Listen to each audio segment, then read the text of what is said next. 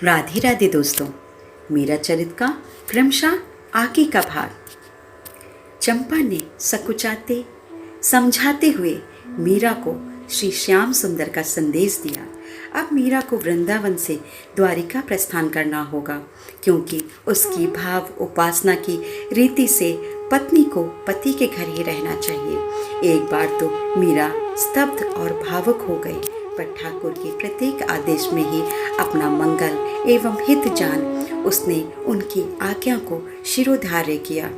चिन्मय श्री वृंदावन धाम के एक बार दर्शन के पश्चात उसे छोड़कर कहीं और पग बढ़ाना मानो लक्ष्य स्थल पर पहुंच दूसरी दिशा की ओर चलना प्रतीत हो रहा था। पर शरणागत वत्सल और मंगल विधान भगवान की करुणा का स्मरण कर अपने आंसुओं के उमड़ आए सैलाब को संभालते हुए मीरा कहने लगी, और बात रहने दो चंपा, कुछ उनकी चर्चा करो बहन। श्री श्याम सुंदर, श्री किशोरी जी अभी अपनी इस दासी को स्मरण करते हैं क्या? तुम्हें देखकर प्रिया मिलन सा सुख हुआ? उनकी वार्ता श्रवण को प्राण प्यासे हैं। अपनी आंचल से चंपा ने मीरा के झरझर बहते आंसू पोंछे। धीरज धरो बहन, अब अधिक विलंब नहीं है। और बताओ, कभी अपनों को कोई भुला पाता है भला? नित्य सांझ को जब सब सखियां इकट्ठी होती हैं, जब नृत्य की प्रस्तुति होती है, तब किशोरी जी और श्याम सुंदर के मध्य तेरी चर्चा चलती है। बहुधा तो मुझसे भी तेरे बारे में पूछते हैं। कई बार तो तेरा नाम लेते ही तेरे वियोग में उनकी आंखें भर आती हैं। वे तेरे दुख से दुखी होकर कहते हैं, मीरा की सेवा प्रशंसा करने वाला मुझे बहुत प्रिय है, और उसका विरोध करने वाला मेरा भी वैरी है। मीरा ने चौंक कर सिर उठाया। हाँ, कभी कभी वे तेरा यह नाम भी लेते हैं। एक बार किशोरी जी ने पूछा तो उन्होंने कहा, मुझे मीरा का यही नाम अधिक प्रिय है। माधवी बनकर उसने क्या पाया? मीरा होकर तो उसने मुझे अपने प्रेम पाश में बांध लिया है। तुमने कहा कि मेरा विरोध करने वालों से वह नाराज हैं। उनसे कहना बहन, वे बेचारे अनजान अबोध उनकी दया के पात्र हैं। मेरी करबद्ध प्रार्थना है कि उन पर भी कृपा करें। मीरा ने हाथ जोड़कर चंपा के पांव पकड़ लिए।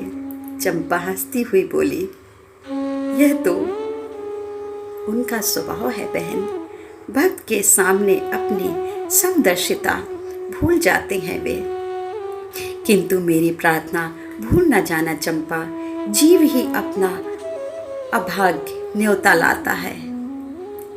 देख बहन, विरोध करने वाले कोई भी हो, उन्होंने मेरा हित ही किया है बहन।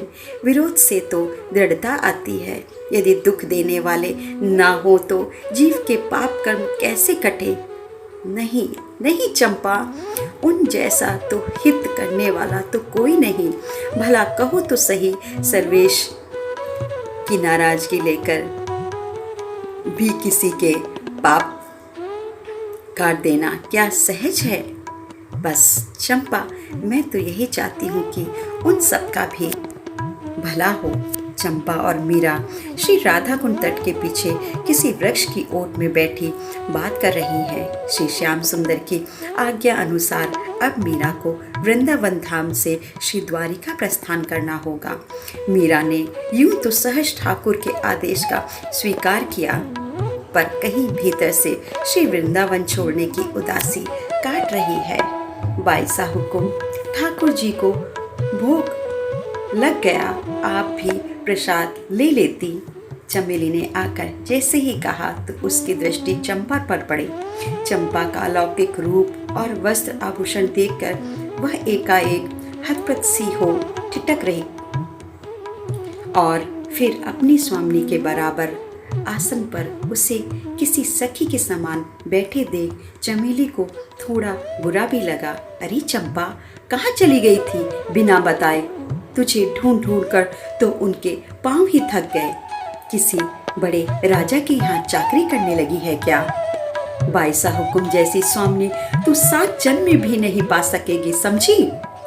हाँ हाँ समझी, चंपा हंसती हुई बोली।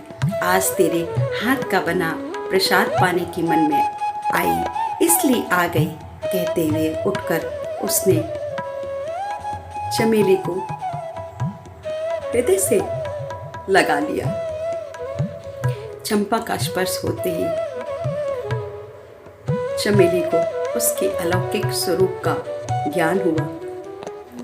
राधे राधे दोस्तों, मीरा चरित्र का अगला भाग अगले इतवार।